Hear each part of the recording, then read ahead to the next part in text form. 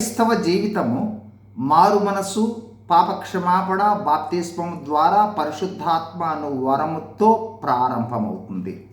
దీనినే నూతన జన్మము లేదా క్రొత్త జన్మము లేదా రక్షణ అంటారు.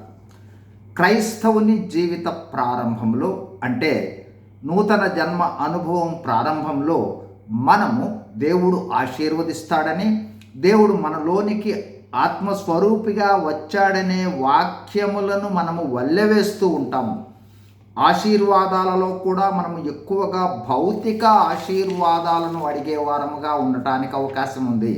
మన ప్రార్థనలలో కూడా ఎక్కువ భౌతిక ఆశీర్వాదాల కోసం ప్రార్థన ఉంటుంది. ప్రార్థనలో విన్నపాలే ఎక్కువగా ఉంటాయి. అంటే మన కొరకు, మన కుటుంబము, మన బంధువుల కొరకు ముఖ్యంగా ఉంటుంది. విజ్ఞాపన ప్రార్థన లేదా విజ్ఞాపనల పాలు లేదా ఇతరుల కోసం ప్రార్థించటం తక్కువగా ఉండే అవకాశం ఉంటుంది.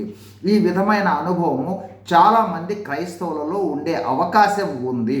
సహజంగా ప్రారంభంలో దేవుని నుంచి భౌతిక ఆశీర్వాదాలు ప్రాముఖ్యంగా చూడటానికి అవకాశం ఉంది.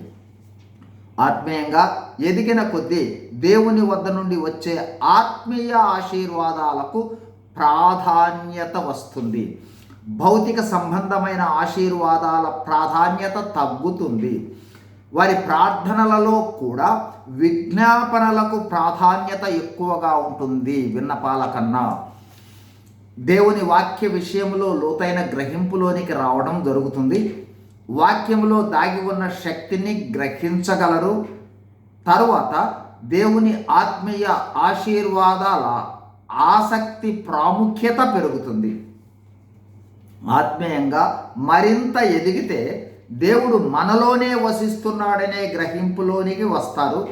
దేవునిని కలిగి ఉన్నప్పుడు ఆశీర్వాదాలను గురించిన ధ్యాస ఉండదు. ఆశీర్వదించే దేవుడే మనలో ఉంటే ఏమి కావాలో అవన్నీ ఆయనే చూసుకుంటాడనే గ్రహింపులోనికి వస్తారు. దేవుణ్ణి కలిగి ఉండే సమృద్ధి, భద్రత, భరోసా సమస్తాన్ని అనుభవిస్తూ నీ ఉంటే నాకేమీ అక్కర్లేదు అంటే దేవుణ్ణే చూచే అనుభవంలోనికి వస్తారు. నీ ఉంటేనే చాలు ప్రభువా అనే గ్రహింపు కలిగి ధైర్యంగా, సంతృప్తిగా, భవిష్యత్తుకు సంబంధించిన భరోసా కలిగి ఉంటారు. ఆశీర్వాదాలతో నిమిత్తం లేకుండా, పరిస్థితులతో నిమిత్తం లేకుండా దేవుణ్ణే చూచే అనుభవంలో ఉంటారు. God bless you. Thank you.